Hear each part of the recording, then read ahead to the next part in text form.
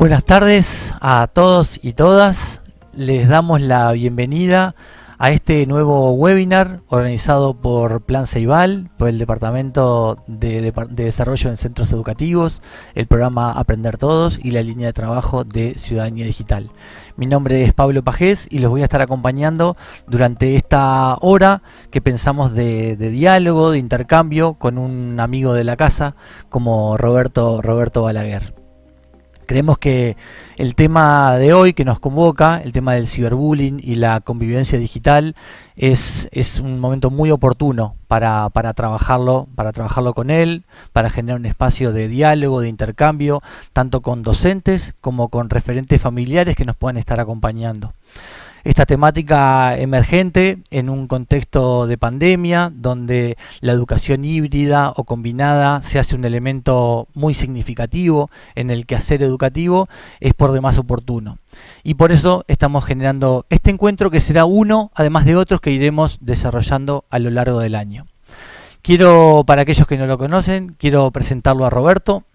Roberto es psicólogo por la UDELAR y posgraduado en psicología por la Universidad de Minnesota.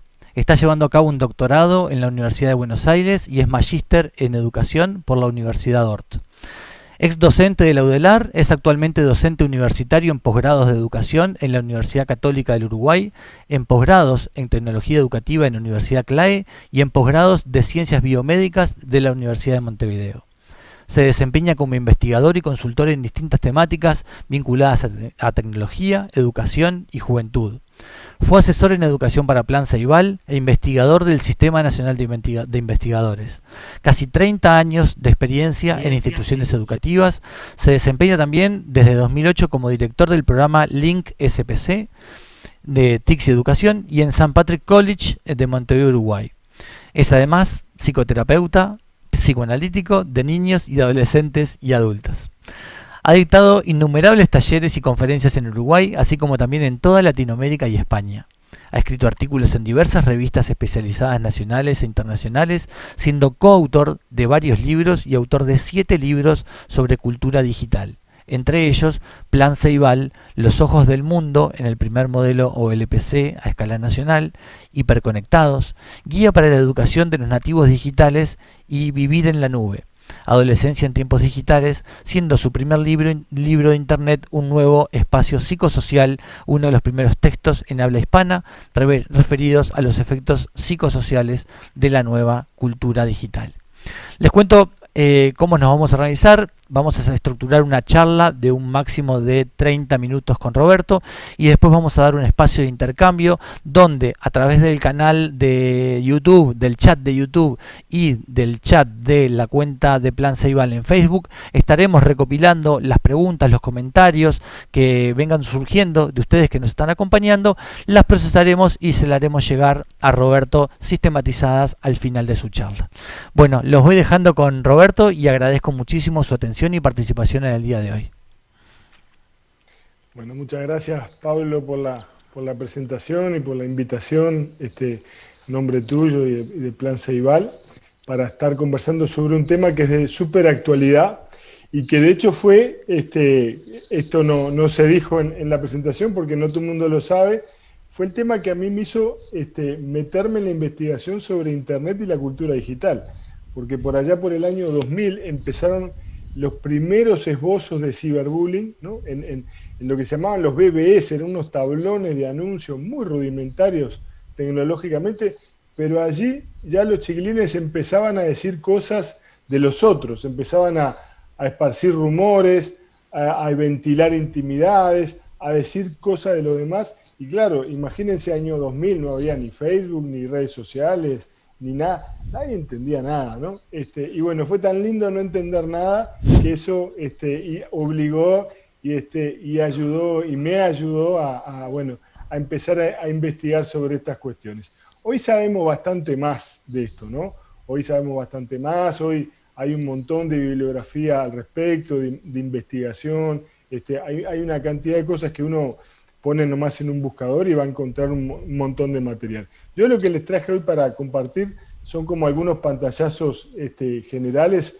Paso a compartir la presentación.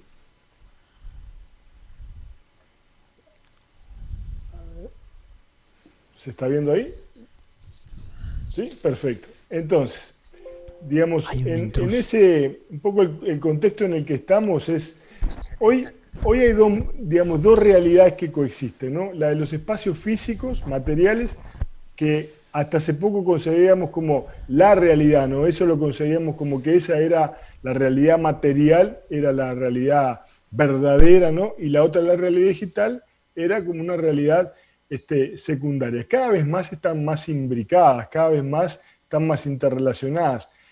Cuando yo empecé a investigar, había que sacar el teléfono para conectar el módem. Ahí sí había dos realidades que se separaban desde lo técnico, ¿verdad?, hasta para los modos de comunicar. Hoy están imbricadas, hoy están en un celular, están disponibles en todo momento, ¿no?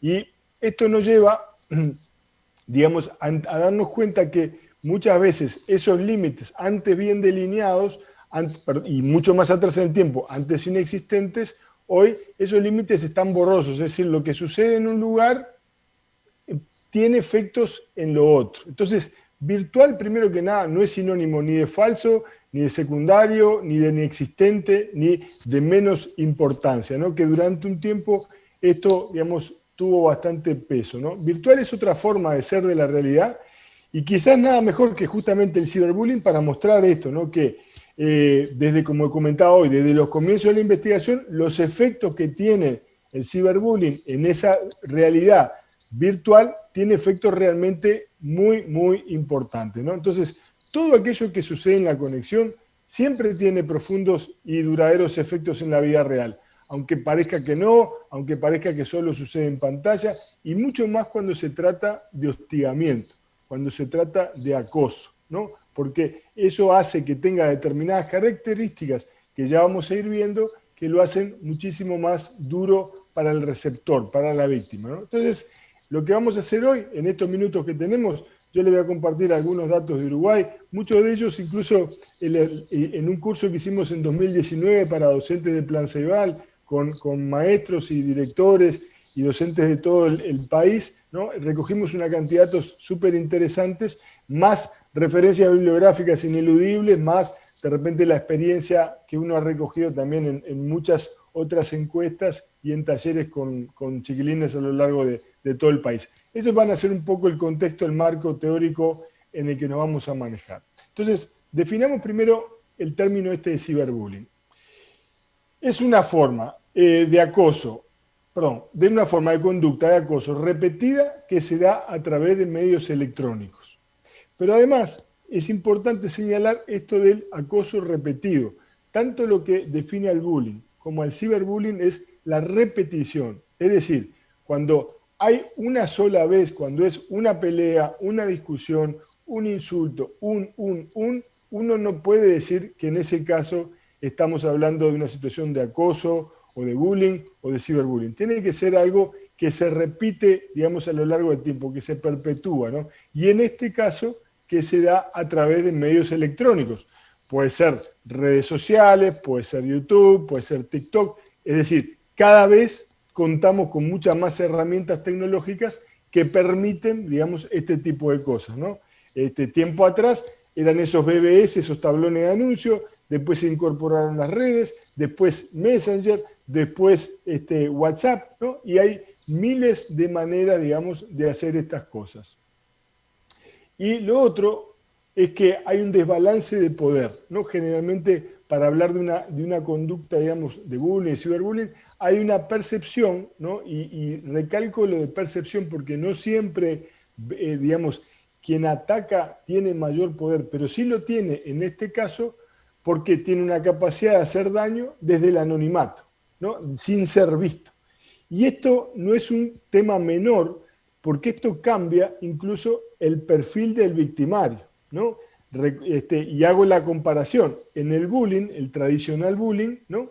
Había que tener determinadas características de poder físico, social, en fin, determinados elementos que te dieran ser los más grandes de la escuela, ser los más grandes del liceo, ¿no? De tamaño o de edad, y eso hacía generalmente, digamos, era como lo que habilitaba a alguien, entrecomillado, a hacer bullying. Acá no, acá cualquiera, ¿verdad? Desde cualquier lugar y en cualquier momento puede ser, digamos, un potencial victimario.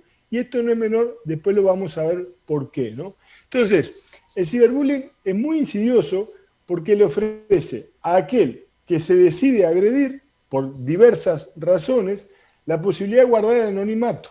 Un anonimato más que muchas veces es mal entendido como algo que va a permanecer, es decir, que nunca va a ser descubierto.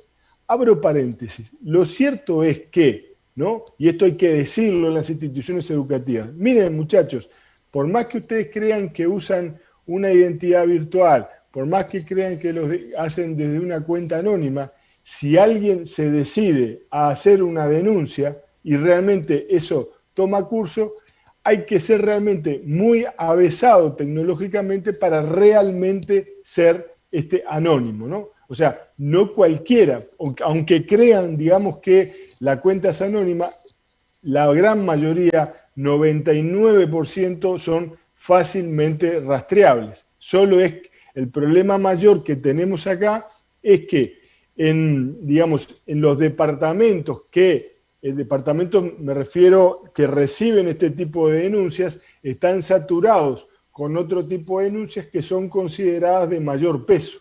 Entonces, una situación de acoso es entendida como una cuestión menor, aunque para el que la vive, para el que, digamos, es víctima de eso, no tiene nada de menor, puede llegar a ser un factor inductor de suicidio, ¿no? En personalidades no demasiado estables, y en la adolescencia sabemos que son situaciones de riesgo, ¿no? Entonces, volviendo a esta definición, el ciberbullying, decimos que es insidioso, le ofrece al agresor la posibilidad de esconderse y además de llegar a muchas mayores víctimas, ¿no? Y sin exponerse a una significativa amenaza de castigo. Y acá viene un primer tip, ¿no? Ya seguramente haya muchos docentes, directores, ¿no? Que dicen, bueno, ¿cómo hacemos? Y lo primero, ¿no? Y lo vamos a ver un poquito después, pero si no, por lo menos me gustaría que quedara claro, es que nosotros debemos decir que, bueno, lo que suceda en la conexión con, digamos, integrantes de la comunidad educativa forma parte del quehacer de la comunidad educativa, ¿no? Y esto es algo que hoy a mí me parece de perogrullo, pero en estos últimos 10 años he tenido infinidad de discusiones, charlas, intercambios con distintos docentes, padres, ¿no? De instituciones que, digamos, que muchas veces, digamos, se aducía aquello de que, como sucede fuera de la frontera, digamos, de la escuela, del liceo, del auto, de la institución, ¿verdad? No formaba parte. Sí forma parte porque, digamos, resulta algo que hiere, ¿verdad? Y que además genera conversaciones y rumores a la interna de la institución, ¿no? Entonces, decir nomás, enunciar que eso no es gracioso, que eso no es secundario, que eso no es algo solo de los gurises, por más que lo sea, ¿verdad? Y que si se pasa a determinada raya se van a tomar medidas, es un elemento muy importante porque en varios estudios la percepción que tienen los chiquilines es de que estas cosas nunca se atienden o no se atienden lo suficiente o no se les da la importancia que tienen, ¿no? Y muchas veces hasta llegan a decir, solo se toma importancia cuando esto le sucede de repente a un docente, ¿no? Porque tenemos casos también donde esta situación de acoso o de ciberbullying no se da entre pares, sino que se da desde esta situación de poder del anonimato, desde el estudiantado, desde el alumnado, ¿verdad? Hacia, por ejemplo, un docente, ¿no? Bien. Características bien diferenciales del ciberbullying. Primero, ¿no? La persistencia. ¿Qué quiere decir la persistencia? Que aquello que se publica de fulanito, menganito, sutanito, queda ahí hoy, 24 de mayo, mañana 25, el 25 de mayo del 2022 y el 25 de mayo del 2050, muy probablemente, a no ser que se haga todo un mecanismo, ¿verdad?, para tratar de borrar eso, ¿no? Pero persiste, lo va a ver mucha gente, ¿no? Entonces, no es lo que pasa en un aula, en un baño, en un recreo, que pasa ahí y simplemente sucede, y antes de las cámaras y antes de los celulares era una anécdota, era un relato. ¿Te acordás cuando fulano? ¿Te acordás aquella vez? Era un relato que uno no sabía a ciencia cierta si había sucedido o no. Hoy está la documentación y persiste, está ahí. Aquellos que están decididos, además, como segundo punto, a encontrar a alguien, es relativamente sencillo encontrar a las personas, ¿verdad? Encontrar aquel al que vos querés, digamos, hacer el acoso, entonces es relativamente sencillo. Es relativamente sencillo adornar ese acoso para que sea replicable, ya sea porque es gracioso, ya sea porque llama la atención, ya sea por diferentes razones, muchas personas, ¿no?, replican esa información, replican ese video, ese meme, ese mensaje, ¿verdad? Y esto hace que justamente persista mucho más. Y genera, el último punto, audiencias que pueden llegar a ser increíbles, monstruosas. Es decir, de una cosa íntima o una cosa semi-privada pasar a ser algo absolutamente público, ¿no? El caso quizás paradigmático es el de aquel mexicanito llamado Edgar, que fue de los primeros, de las primeras víctimas de ciberbullying, ¿no? Que hay está el video por ahí en YouTube, lo pueden buscar. Edgar se cae en la cañada, ¿no? Le sacan el soporte, estaba pasando como por un puentecito de madera, le sacan el tronco, Edgar se cae. Bueno, y durante mucho tiempo Edgar salía a la calle y todo el mundo lo conocía. De hecho, hay frases que han quedado en la historia, ¿no? Hola, soy Anto, acá en La Pile, me gusta el arte. Digamos, ha habido frases que han quedado en el imaginario popular y que dan cuenta de esas situaciones, digamos, que alguien ha sufrido de ciberbullying, ¿no? Entonces, el impacto que tiene para la víctima quedar en esa situación es un impacto realmente muy difícil de sostener, ¿no? Hay que ser realmente muy resiliente para no quebrarse frente a esa situación. Porque no hay espacio ni lugar donde esconderse. Si en el bullying a vos te pasaba algo en un liceo, en una escuela, en un club, siempre tenías la posibilidad de cambiarte. Del ciberbullying no hay espacio, no hay lugar donde esconderse. Pero además, si eso fuera poco, tampoco hay tiempo fuera. No es que no voy a la escuela, no voy al liceo, no voy al club. No, no puedo no ir porque eso está ahí y viene a mí.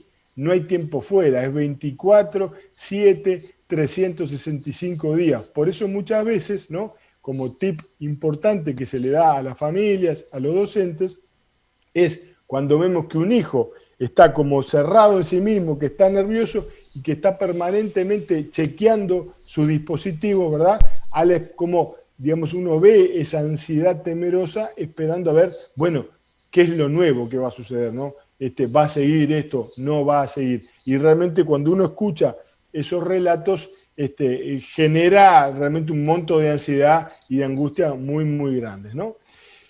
Lo otro que se agrega a esto del espacio y del tiempo es el terror sin cara, es que no sabes quién es. En el bullying podés dejar de ir al club o podés cruzar la vereda cuando ves que viene fulano, que generalmente era varón. 9 de 10 casos de bullying eran varones. En estos casos, este ratio cambia. Este ratio cambia y pasa a ser de 7 a 3 de niñas varones. Es decir, ¿por qué? Porque estas herramientas permiten que las niñas utilicen otro tipo, digamos, de instrumentos de agresión que no son las que suelen utilizar en el cara a cara. Por eso yo les decía hoy que el perfil también del victimario cambia. Pero además, muchas veces no se sabe quién es el que está haciendo eso, y no saber hace dudar de todo el mundo, ¿no? Y a veces, paradojalmente, no dudar de aquellos que son realmente los victimarios, ¿no?, que están enojados a veces por cosas nimias, que iniciaron esto por cuestiones secundarias, por pequeños enojos, por pequeñas rencillas y después las cosas se le fueron de la mano. Y acá me interesa en esto detenerme un segundo, porque si bien estamos hablando de todo esto, uno dice, bueno, pero esto es terrible, el victimario, el que hace eso es un monstruo. No, como yo siempre le digo en los talleres a los gurises, como siempre le digo en los talleres con padres, miren, por suerte, hay muchos más estúpidos que malos. Son mucho menos los malos, verdaderamente malos, con un perfil sociopático, psicopático, ¿no? que intentan realmente dañar, y son muchos más los que hacen estupideces, digamos, adolescentes, ¿verdad? Que no miden, justamente porque si hay algo que hace el adolescente es fallar en la planificación, fallar en la anticipación, fallar muchas veces también hasta en la propia empatía de cuál va a ser el impacto que va a tener eso en los otros, ¿no? Esto no quiere decir que no haya un segmento que por suerte es menor, al menos en mi experiencia, que es de aquellos que sí, que realmente hacen todas estas cosas muy, digamos, muy pensadamente, muy fríamente, muy calculadamente y de forma bastante terrible que pueden llegar a hacer un daño, pero realmente, pero de esos daños que uno dice, bueno, no fue una peleita, no fue una discusión, sino que realmente puede dañar una identidad y hasta una dinámica familiar. Bien. Se genera con todo esto el efecto coliseo, porque pasan estas cosas, alguien ataca, alguien recibe eso y lo empieza a ver todo el mundo. Y la gente empieza a conocer a un fulano, a una mengana, a un Juancito, a una Lucía, ¿no? Que antes era un desconocido y hoy todo el mundo lo conoce y no tiene de vuelta, ¿no? El lugar donde salir, no hay forma, digamos, de desligar su identidad de eso que está pasando en el mundo digital. Y hoy, para un chiquilín, para un joven, ¿verdad?, que su identidad digital quede tocada, es gravísimo. Es gravísimo porque, digamos, son sus modos de presentación, son sus cartas, digamos, diplomáticas en el mundo social, ¿no? Cuando alguien se conoce, se habilita a seguir por Instagram, se acepta o no, digamos, hay como determinados códigos de generación de intimidad en lo social que pasan muchos de ellos por las redes sociales, ¿no? Entonces, tenemos espacio, tiempo, ¿no? Tenemos un terror sin cara y sabemos que son muy pocos los que realmente conocen a las víctimas. En algunos estudios se habla del 85%. Miren, en mis datos, solamente el 5% conocía realmente quién le estaba haciendo eso, ¿no? Y la sensación de no saber quién te está haciendo eso es bastante terrible. En general, quien te hace eso, si estamos en Uruguay, no es alguien que viva en Singapur, no es alguien que viva en Francia, no es alguien que viva siquiera en Tacuarembó, si estamos en Montevideo, ¿no? O si estamos en Tacuarembó, no es alguien que viva en Montevideo, sino que muy probablemente es alguien que esté muy cercano. Puede ser al lado tuyo, en la otra clase, una clase más arriba, en el club, frente a tu casa. O sea, una situación de estas de acoso, generalmente hay un conocimiento del victimario a la víctima, porque, digamos, nadie se toma el trabajo de acosar a alguien per se, o sea, no, eso sería muy raro que sucediera, no digo que no suceda, pero en general, digamos, hay un conocimiento, ¿no? Hay algo que lo moviliza a la persona, ¿verdad?, para atacar al otro en ese lugar.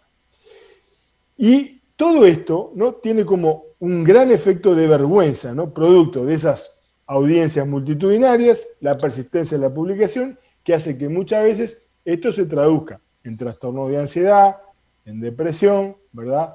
Y llegado al extremo, ¿por qué no también, sobre todo en personalidades más vulnerables, a una situación de suicidio? No es que, digamos, el ciberbullying produzca el suicidio, simplemente lo que hace es, sobre una personalidad que está más vulnerable, depresiva, con algún elemento de esas características, ¿verdad? Puede acentuar, digamos, una definición de eso, ¿no? Afecta la reputación, ¿no? Porque, digamos, la persona no solo pasa vergüenza, sino que lugar donde va, lugar donde pretende, digamos, tratar de zafarse de lo que está, esto lo va a seguir y lo va a afectar indefinidamente, ¿no?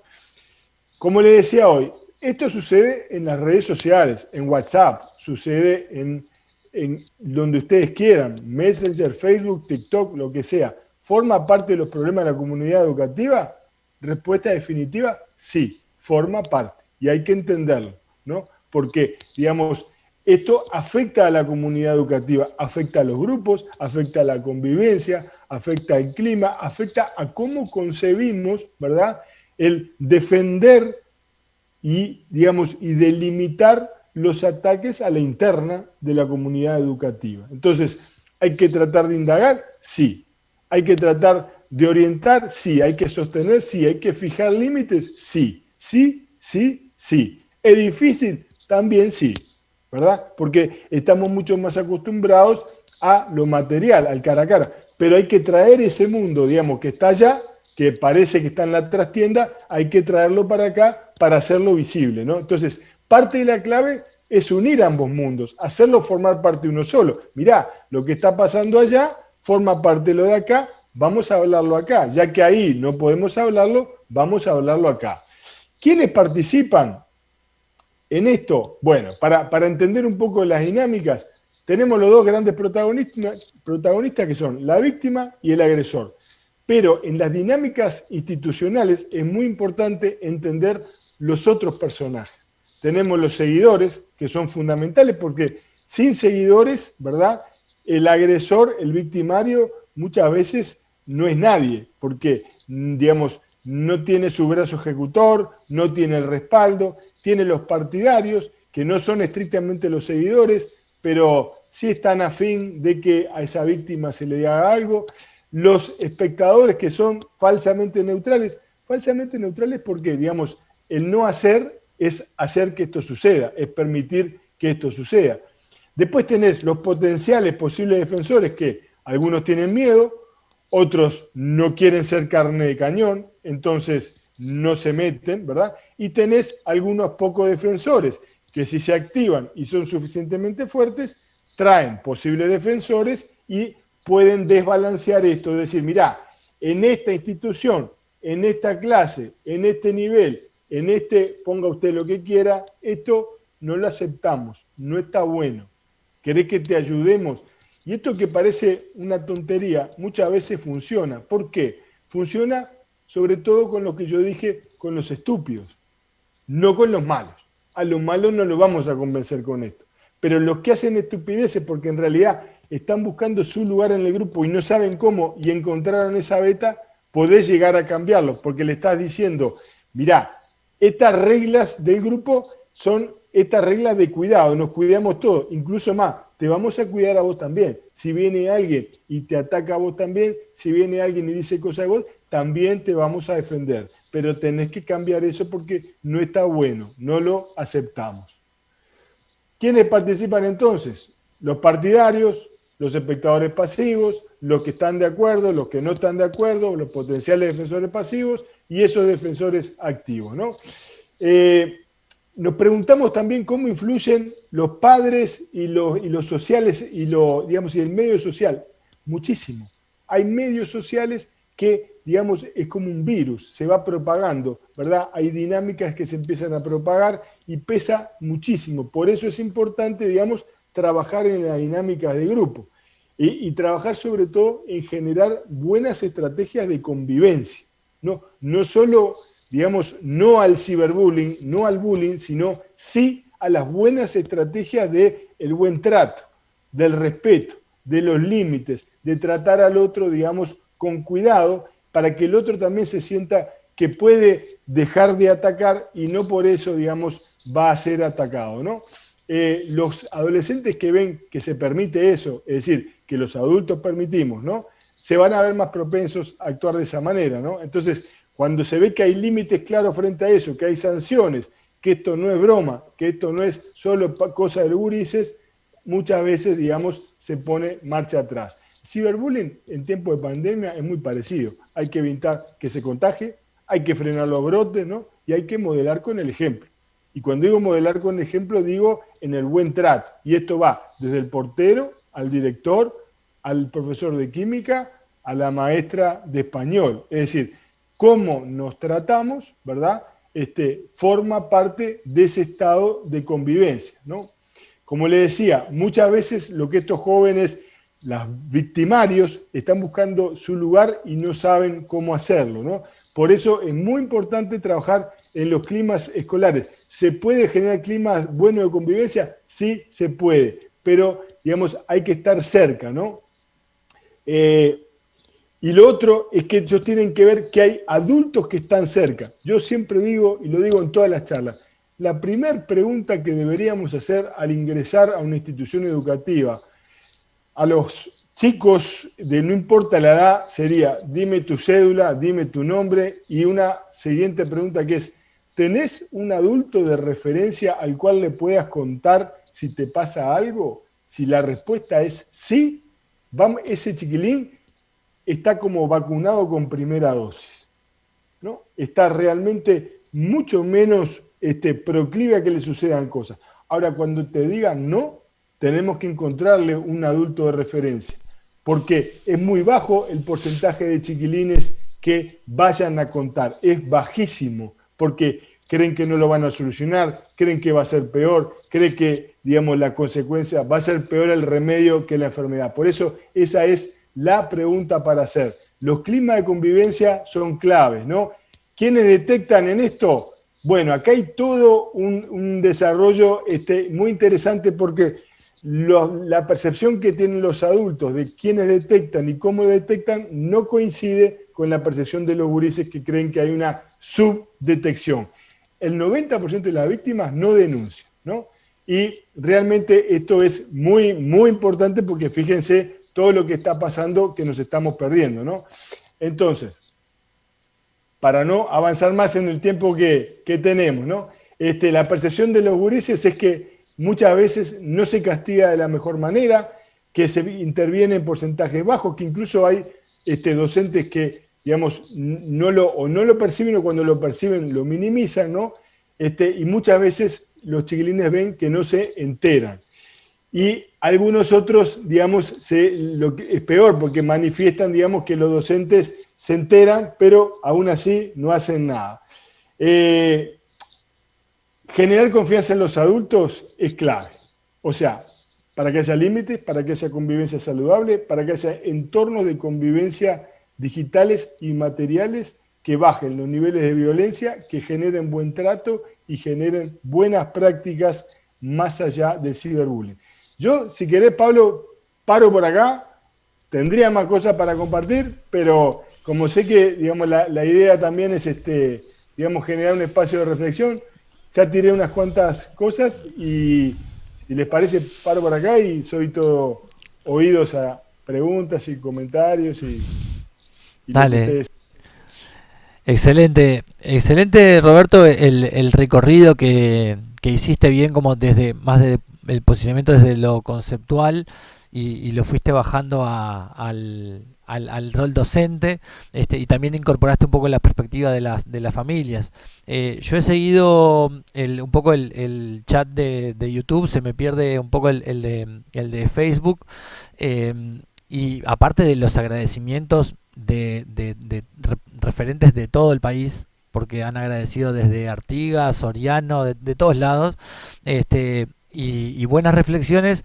Hay muy buenas preguntas en relación también a pistas, ¿no? A cómo procesar ese abordaje. Y antes de pasar a comentar, o sea, a pasar de las preguntas sistematizadas, lo que es claro es que el mundo de lo digital nos hace también tener la necesidad de generar nuevas coordenadas, ¿no? Nuevas coordenadas de uso, nuevas coordenadas que nos permitan visualizar que lo real y lo virtual ya son lo mismo, como tú lo planteabas en un primer momento, y que hablar de ciberbullying, ya lo ciber o sea, es bullying, ¿sí? El ciber nos da ese aditamento de 24/7, pero termina siendo y el abordaje necesario como bullying. Y ahí aparecían algunas reflexiones dentro del chat de YouTube, en referencia a que también al mundo adulto le falta también un conocimiento de esas formas de relacionamiento en lo virtual, en el mundo de lo virtual, ¿no? Cómo nos relacionamos en las redes, mencionaban los grupos hasta de WhatsApp como lugares de relacionamiento. Así que te voy a compartir algunas preguntas que, que ordenadas de esta forma te las voy a ir pasando. Dice, ¿cómo podemos eh, ayudar desde la docencia? ¿Existen herramientas concretas para trabajar el tema? Eso pregunta Laura. Sí, existen, yo te diría, desde, a ver, desde programas, digamos, que buscan, que tienen pasos, que tienen una metodología, digamos, preventivos del bullying o del ciberbullying, que pasan desde no naturalizar, ¿verdad?, hasta poder identificar de manera tal que eso, digamos, una de las cosas que se busca, y es el aspecto positivo, es que, por ejemplo, potencia, le da mucha más fuerza a estos espectadores, que no nos olvidemos que los espectadores son un elemento fundamental. Es decir, si los espectadores aclaman, esto continúa. Si los espectadores abuchean, si los espectadores bajan el pulgar, ¿no?, y dicen, no, mirá, fulano, no es así, fulana, no es así, ¿no? El tema acá es que eso era más fácil de hacerse en el ámbito de lo material. En el ámbito de lo virtual, no tenés a una fulana o a un fulano para decirlo, porque todos sospechan que es fulano y mengano. Y a veces es cierto, muchas veces, y muchas veces no. Entonces, ahí tenemos algunos de los problemas que diferencia a bullying de ciberbullying, ¿no? O sea, justamente esta dificultad de identificar al victimario. Pero decir, miren, las reglas con esto van a ser claras, si esto se avanza, vamos a hacer una denuncia, ¿no? Pero en esos términos, porque realmente hay que entender que aquel que es acosado sistemáticamente la pasa muy, pero muy, pero muy, pero muy mal, ¿no? O sea, realmente muy mal, ¿no? Nadie quiere estar en ese lugar, nadie, ni grande, ni chico, ni mediano. Piensen ustedes nomás en los casos de adultos referentes que por H, por B, han aparecido videos vinculados con lo íntimo, que se han viralizado y eso han generado situaciones de hostigamiento y de acoso. Realmente nadie quiere estar en esa situación. Entonces, se necesitan como leyes, reglas, regulaciones, marcos que digan, esto no lo vamos a permitir. Vamos a avanzar y vamos a preguntar y vamos a seguir molestando y juntándonos hasta que vayan apareciendo, para que no se genere esa sensación de impunidad, de que como eso pasa en las redes, como pasó en TikTok, en YouTube, o lo que tú quieras, digamos, se va a perder y nadie le va a dar pelota. No, no, lo vamos a traer acá, lo vamos a visibilizar, lo vamos a sacar del mundo virtual, lo vamos a poner sobre la mesa de lo material y vamos a decir que esto afecta a la convivencia de la comunidad y por tanto es tema para tratar. En esto que decías, ¿no? Creo que hay, y en esto de las coordenadas y las guías, y que la gente necesita, los docentes y las familias, como un orden más como secuenciado. ¿Qué hacer cuando hay una detección de caso de ciberbullying? Y hay una pregunta de Alejandra que dice, perdón, a ver si es de Alejandra, no, perdón, era de Verónica. Dice, ¿cuál es la prioridad en estos casos cuando se detecta? Si hacer un abordaje primero con las familias o con los alumnos. Y en el caso de con los alumnos, si es que cómo se debe trabajar o cómo sugerís trabajar a nivel de los alumnos sin dejar expuesto o expuesta a la persona que está desarrollando o ejerciendo el bullying. Bien, justamente, ¿no? Muchas veces de los errores principales que se cometían con el bullying eran juntar, digamos, a víctima y victimario en un mismo lugar, ¿verdad? Y buscar una suerte de solución rápida y mágica de dense la mano, esto ha sido olvidado, lo cual en altísimo porcentaje simplemente era una puesta en escena de uno y otro, uno porque, digamos, sabía que tenía el poder y el otro porque temía al poder del otro y había una aceptación que después empeoraba. Eso hacía que frente a nuevas situaciones, digamos, no se diera. Entonces, siempre hay que garantizarle, digamos, al victimario, digamos, su privacidad, de que lo que diga, lo que pueda aportar y que haga identificable al otro, va a ser un trabajo del adulto y no va a ser en función, digamos, solamente de lo que él haga. Hay mucho, digamos, de mediación, hay mucho de investigación, hay mucho artesanal, pero sobre todo, Pablo, hay mucho de conocer a los grupos, ¿no? Es decir, de estar cerca de los grupos para entender las dinámicas, ¿no? Para entender las dinámicas y entender, digamos, quiénes son aquellos que por H, por B, digamos, porque, a ver, el victimario también generalmente es una víctima de otras cosas. Nadie es victimario porque se le ocurre, porque un día se levanta y dice, bueno, hoy voy a acosar gente, ¿no? No es un deporte, no es un hobby, ¿verdad? Es simplemente una manera de manejar un malestar, es una manera de manejar un malestar psíquico de una forma equivocada, de una forma patológica, pero no deja de ser eso, es decir, el victimario, ¿no? Y acá hay dos bibliotecas, están las bibliotecas que son altamente culpabilizantes del victimario, que lo transforman en un personaje narcisista, sociópata, psicopático, ¿no? Y aquellas otras que dicen, bueno, algunos de estos sí son, y muchos otros simplemente tienen inadecuadas estrategias para ubicarse en un rol de liderazgo. Me ha tocado ver en instituciones donde aquel que digamos que es un bully, en realidad es un líder que sufre enormemente el sostener ese lugar de líder y la única manera que encuentra es, digamos, a través de eso como de amedrentar. Que si uno lo conversa y lo habla, no digo que el tipo se vuelva lazy, ¿no? Pero cambia radicalmente. Cuando uno le garantiza, mirá, vos tenés otros atributos que te van a permitir seguir teniendo tu lugar de privilegio, pero no necesitas denigrar a los demás. Es un plus que está de más, que te resta, porque hay muchos otros hay muchos que te aplauden, pero hay muchos otros que sin decírtelo están esperando que tú te vayas, están esperando que tú, digamos, no formes parte de esta comunidad educativa, ¿no? Yo creo que no hay una fórmula, como siempre en estas cosas no hay una fórmula. A veces hay fórmulas, en el caso del bullying era mucho más sencillo, cuando los límites eran muy claros, muy fijos, y alguien con mayor poder actuaba sobre el victimario, el 90 y pico % de los casos desaparecía, ¿verdad? Porque el bully también está buscando muchas veces que alguien le ponga un freno, solo que no siempre encuentra ese freno porque lo que encuentra muchas veces es miedo, ¿no?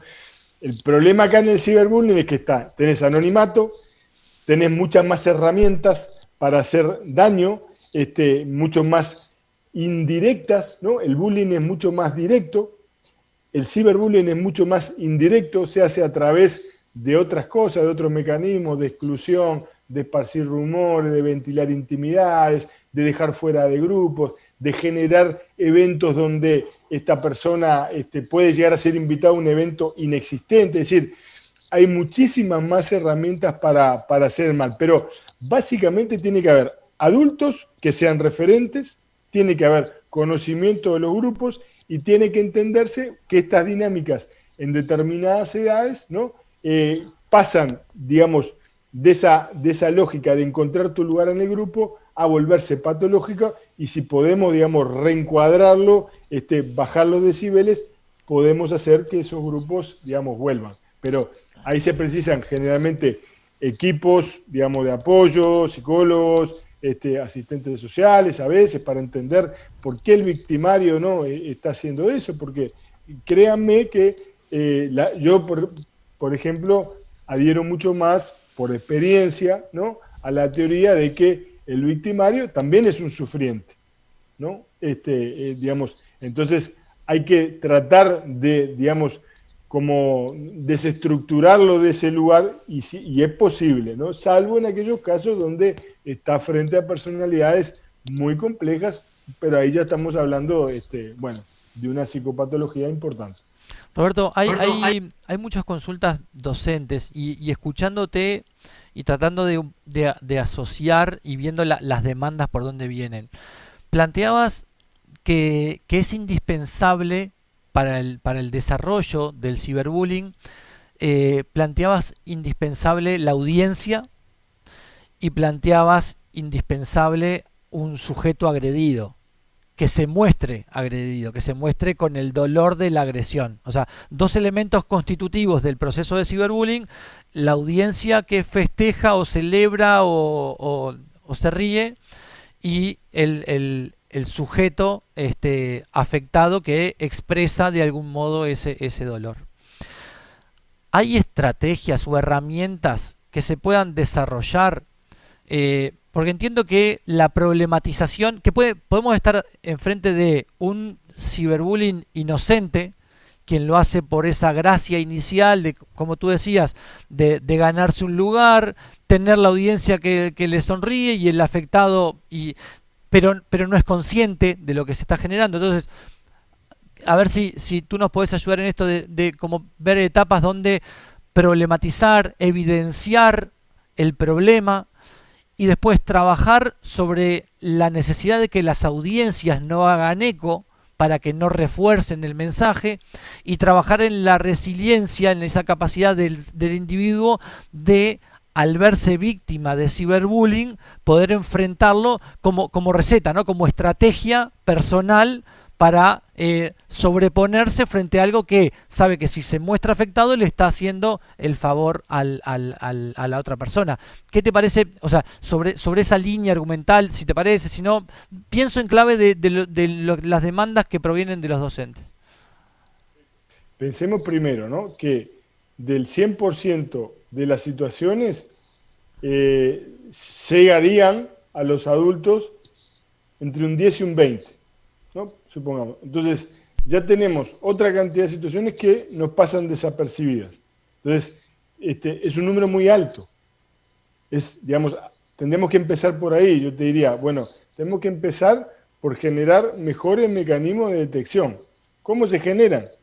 Con un referente adulto, cercano, que sepan que frente a cualquier cosa pueden acudir a él, y esa situación va, si no a solucionar, va quizás a mejorar, pero jamás va a empeorar. ¿Sí? Entonces, una vez que estamos ahí, se puede dar curso, digamos, a esa situación problemática. Paralelamente, nosotros esto de las audiencias hay que trabajarlo, porque las audiencias son las que sostienen. Sin audiencia, sin auditorio, no hay, digamos, es muy difícil que haya ese bullying. ¿Cómo es el auditorio en el ámbito del ciberbullying? Es replicando, es compartiendo, ¿verdad? Poniendo me gusta, es mostrándoselo de uno a otro, pasándoselo. Cuando uno es consciente que hoy es él, pero mañana podés ser tú el que está ahí, ¿verdad? Es una forma, digamos, de vuelta, de decir, de establecer las reglas de juego de los grupos, de decir, muchachos, yo lo he visto eso y funciona bien, decir, mirá, fulano y mengano se van, o sea, se les va la moto, no entienden. ¿Cómo hacemos, verdad, para que entiendan que nuestras reglas de convivencia son estas y las que queremos son estas? Bueno, ahí tenemos como adultos ayudar a generar esos espacios, ¿verdad?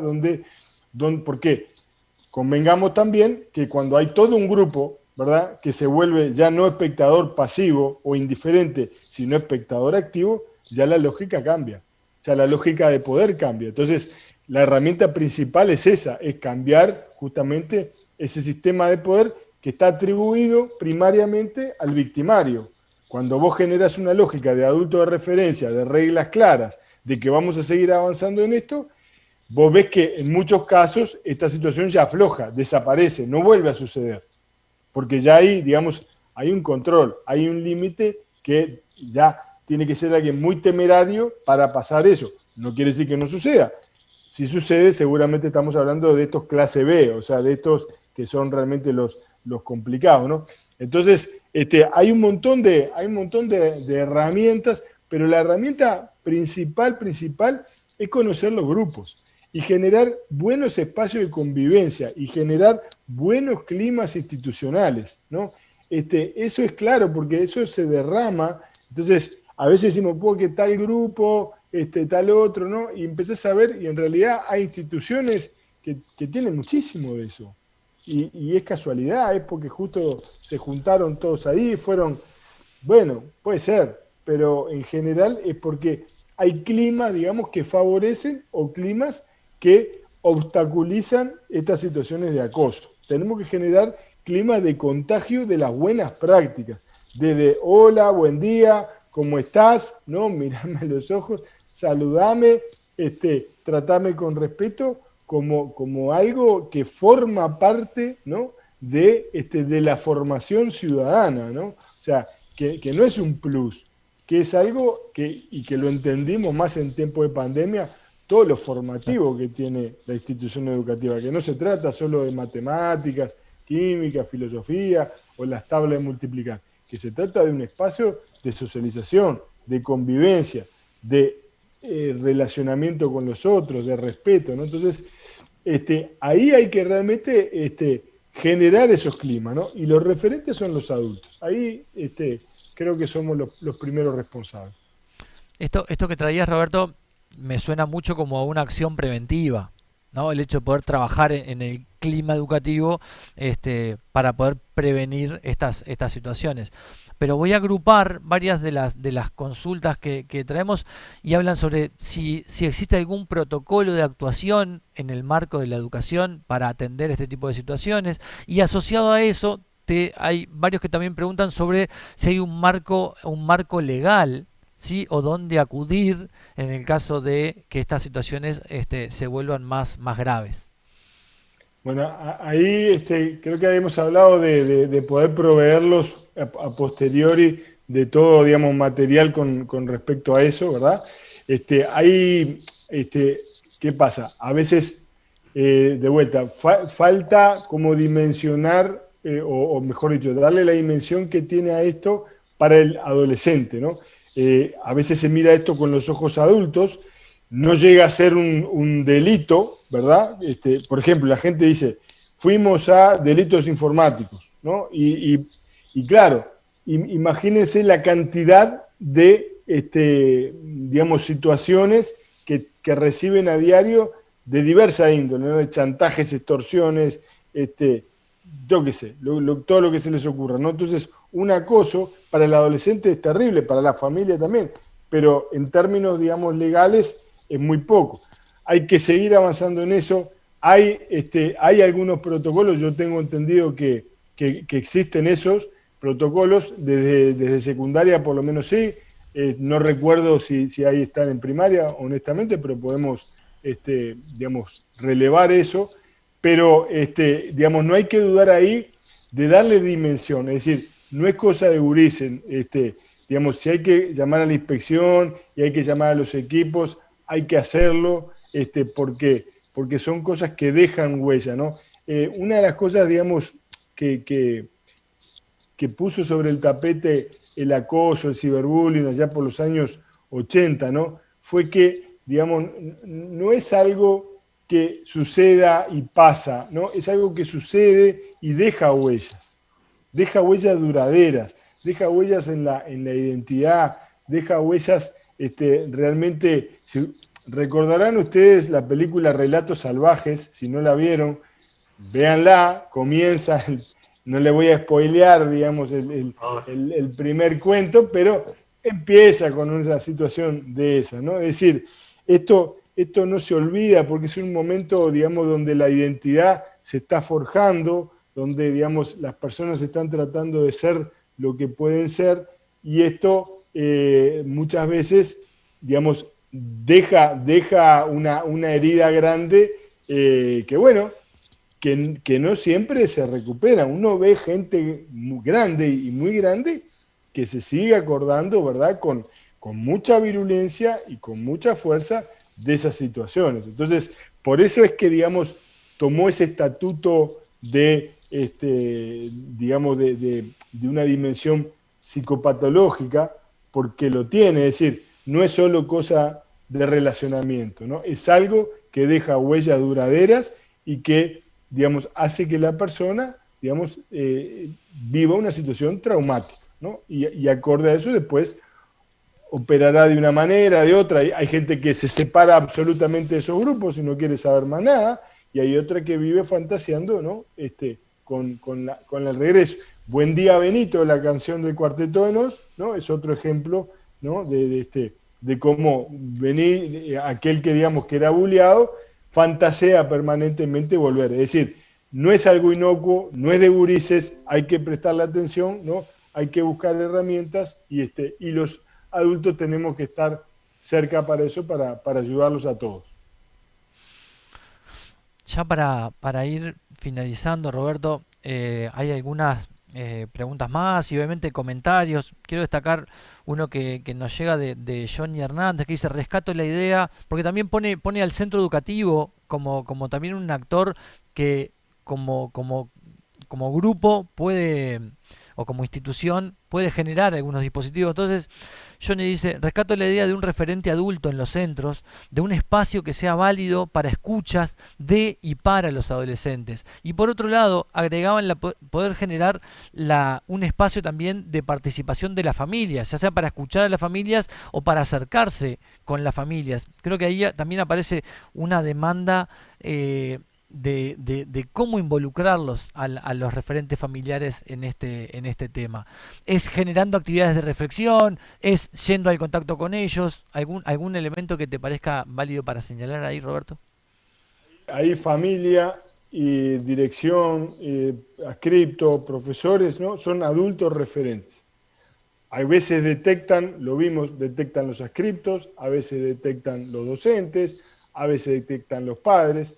No importa quién detecte, lo que importa es que se detecte y lo que importa es que todos, digamos, los adultos, operemos, ¿verdad?, en función de esa situación.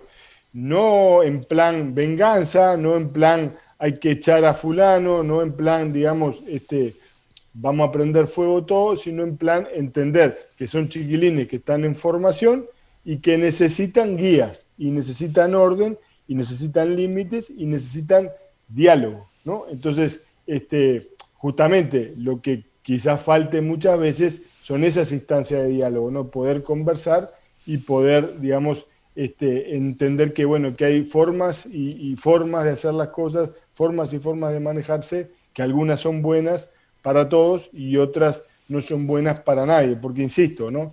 Ni siquiera el victimario la pasa bien. El Claro. victimario está pendiente de ser identificado, de que le pase algo, o sea, vive en estado de alerta también.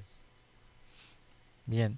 Solo para finalizar, Laura trae un comentario de una experiencia personal. Dice, hace unos años en algunos liceos se había armado grupos de estudiantes de apoyo y escucha. Se reunían una vez o dos por semana y hablaban de temas como el bullying y el ciberbullying y la cuestión también de la importancia de poder hacer el abordaje entre pares. Que eso es un punto de vista bien interesante. Eh, Totalmente, porque esto es una cosa de los gurises y muchas veces son los gurises los que denuncian la situación. Vienen dos o tres y dicen, mirá, fulano le está pasando eso, pero no lo quiere decir porque no sabe, porque tiene miedo, porque bla, bla, bla, bla, ¿no? Entonces, digamos, por eso hay que generar esos canales de comunicación, para que haya, para que todos tengan un adulto de referencia, ¿no? Para que todos puedan ir a ese adulto y confiarle esa situación. Con eso ganamos el 50% de los partidos, ¿no? Con esa pregunta tan básica, ¿no? Y tan sencilla, es decir, ¿tenés un adulto de referencia? ¿No lo tenés? Bueno, te lo proveemos, ¿no? ¿Tenés mutualista? No, bueno, tenés tal asistencia, ¿no? ¿Tenés tal cosa? No, tenés, esto es lo mismo, ¿no? Tendría que ser así, la primer pregunta, ¿tenés un adulto de referencia? Y adulto de referencia puede ser la madre, el padre, un tío, un profesor de química, el portero, el kiosquero. A mí no me importa quién es, me importa que haya. El problema es cuando no hay, porque ahí es donde los gurises tratan de resolverlo solos y generalmente la forma de resolver las situaciones terminan empeorando la cosa. Ahí como resumen, Roberto, me queda destacar la importancia de las acciones preventivas, de los espacios de diálogo, de discusión, de los docentes con los estudiantes, como forma también de mitigar la emergencia de esos actores que después son perpetradores del bullying. Y después sí, estrategias concretas, obviamente de abordaje, que también surgieron hoy en la charla. Creo que por mi parte y de parte de todos quienes que han estado participando, agradecerte muchísimo, Roberto, este encuentro, esta hora que dimos para poder dialogar sobre este tema. El tema de la convivencia digital nos va a tener en nuevos y sucesivos encuentros a lo largo de este año. Vamos también a poder hablar sobre el bienestar digital en breve. Y entonces, bueno, quería en nombre nuestro, de Plan Ceibal, de nuestro departamento y de todos quienes estuvimos participando, agradecerte mucho, Roberto, la participación. Esos materiales que dijiste que se podrían disponibilizar, invito, tú nos los puedes hacer llegar y nosotros les cuento a quienes nos están acompañando que Ceibal tiene un micrositio de ciudadanía digital donde hay un repositorio de distintos elementos, recursos para trabajar en clase, videos para reflexionar con los estudiantes, con los y las estudiantes. Ustedes ponen Ciudadanía Digital Plan Ceibal y les va a salir ahí directamente ese lugar, ese sitio web donde podrán encontrar los materiales, y ahí ya comprometemos a Roberto a que nos pueda enviar algún material y va a quedar disponibilizado, o si no, en la página de Roberto, que también es robertobalaguer.com. Creo que es así, Roberto. Correcto. Roberto, te dejo para que le hagas el saludo. Un gusto, Pablo. Un gusto estar acá aportando para pensar y reflexionar y abierto a consultas también a través de la página, con gusto, consultas, situaciones. Sé que por ahí capaz que hago un adelanto, capaz que este año volvemos a hacer una remake del curso que hicimos en 2019, así que tuvimos 222 docentes, una cantidad. Ojalá podamos hacerlo, pero con gusto, situaciones en las que, digamos, les parezca que uno puede aportar alguna luz, de material, bibliografía, con gusto contacten y bueno, y abierto a nuevos encuentros, Pablo. Así que el agradecido soy yo. Excelente, Roberto. Muchísimas gracias. Y bueno, y con todos ustedes nos estamos viendo a la brevedad. Muchas gracias por acompañarnos.